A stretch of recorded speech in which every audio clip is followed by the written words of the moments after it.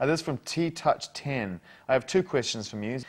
This one, number one, any plan for imminent downloads of live cuts or demos from the new album? You've got a I know this. Any plans for like demos or live cuts or any off cuts from the recording of the new record? But you told me in Coma you pretty much recorded everything that's on the record, right? Yeah, there's nothing else there. We didn't have anything else. There's a couple of... we recorded a version of Popcorn, actually, but we're not sure if we might put it as a B-side or something. But Yeah. That was funny. When do you next plan to come to Ireland?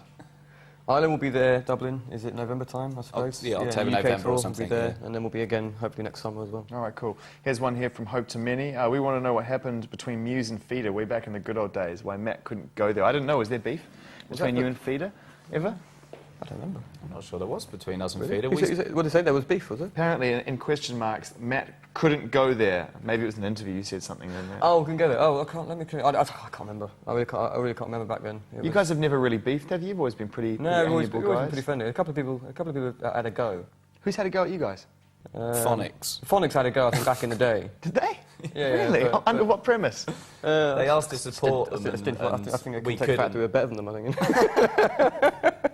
You know, something like that. But you know, whatever. Yeah, everyone's got their issues, haven't they? You know. God. Anyone else? Anyone else have note? I'm loving this strand of conversation. Who else has had a crack? Feeder, though, because we supported Feeder, then they came and supported us in Australia once as well. Yeah, so we've had a little trade-off. I've always been very friendly with them. I think I'm not sure where that came from. Yeah, they're fantastic. Grant's a very nice man, I think. No, not a lot of beef, really. You know, I like to keep it nice and friendly. In the unlikely event that your house catches fire, we're on to the really positive, uplifting questions now. This one from Luby Lou. What items belonging to others would you save? Belonging to others? Yeah, belonging to the others. Like, I guess that's the twist of the question. Like, if you... I guess...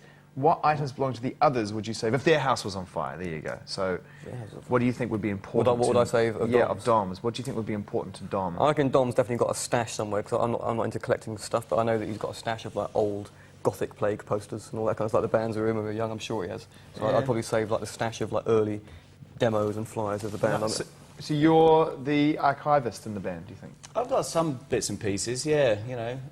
Always a good retirement plan, that one. You know? Actually, last night when we were at Jules, we met like a few of the fans after we played, and they were handing us a tiny little flyer from some gig we did in probably like 1992. I can't believe Chris's band was a headline band, Fixed Penalty. And it's like a little list. And It's like Fixed Penalty, Gothic Plague, That's awful. some band called Bagpuss Shot Kennedy. Yeah. Great name. Wow. And that was early days. Yeah, I've got a few old bits and pieces. What would you say for Matt's? His wine collection. Oh, God, maybe sound white old snob now. I don't have a wine collection. What's he talking about?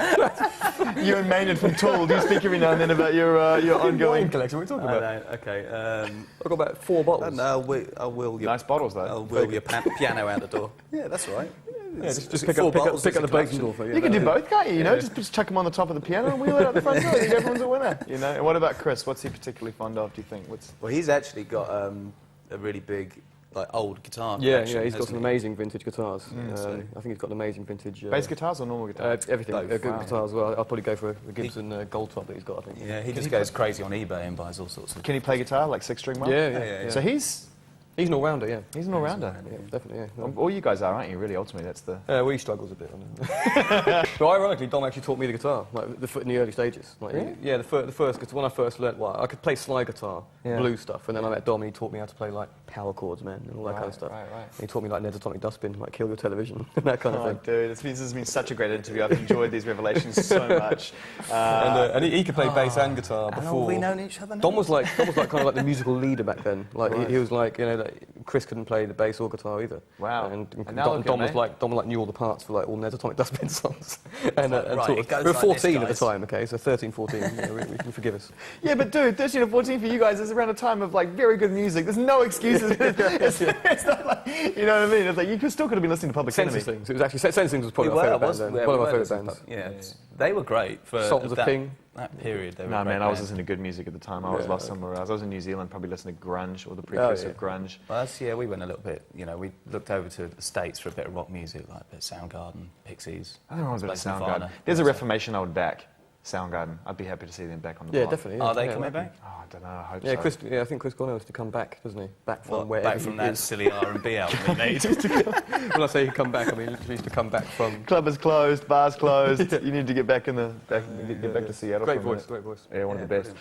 Guys, really good to chat with you. Thanks for stopping by and saying hello, and good luck with the record and the touring. We'll see you.